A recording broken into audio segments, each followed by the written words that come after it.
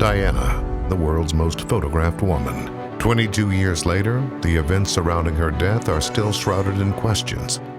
Diana made a great many enemies. The British establishment don't like rogue princesses. She prophesied her own death. And for the first time in 22 years, this whodunit search tracks down and confronts the one man who will blow the case wide open.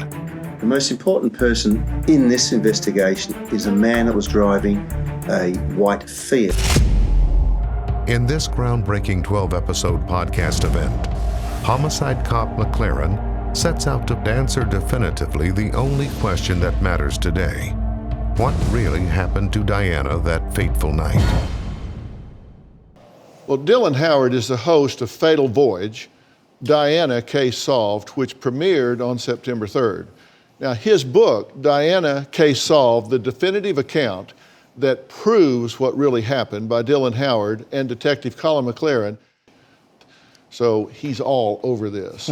Dylan Howard joins me now. Thank you for being here. Thank you for having me, Dr. Phil. Now, you and I have done a show working on a murder mystery before, and I've learned that you really dig into the facts of these untimely deaths, and you've really done that here 2 decades after the fact, right? Well, I think everybody remembers where they were that moment. Absolutely. That they heard the news about Princess Diana. At that time, I was 15 years old, living in Australia, which is a member of the monarchy, and I was fascinated by how this could have occurred. One of the most interesting things about this case, though, remains the question about whether or not the paparazzi was involved. If I was to ask anyone in the audience today, they would all say probably that the paparazzi caused the incident.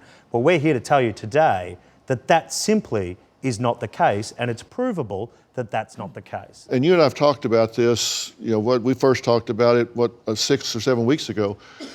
Until we had that conversation and you started sending me information, I 100% thought paparazzi was the causal effect to this crash. I believe that just from what I'd read in the media, and that's just simply not true. Well, what happened was we formed a special task force involving Detective Homicide, Sergeant Colin McLaren, a former Victoria Police Detective Sergeant from Australia, and other forensic experts who revisited the scene, revisited all the evidence that has been accumulated, and identified somebody that was in the tunnel. Now, this person has been noted before, but has never before spoken.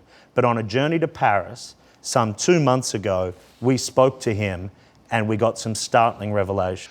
And this person that was inside that tunnel has never spoken before. Never before spoken in 22 years.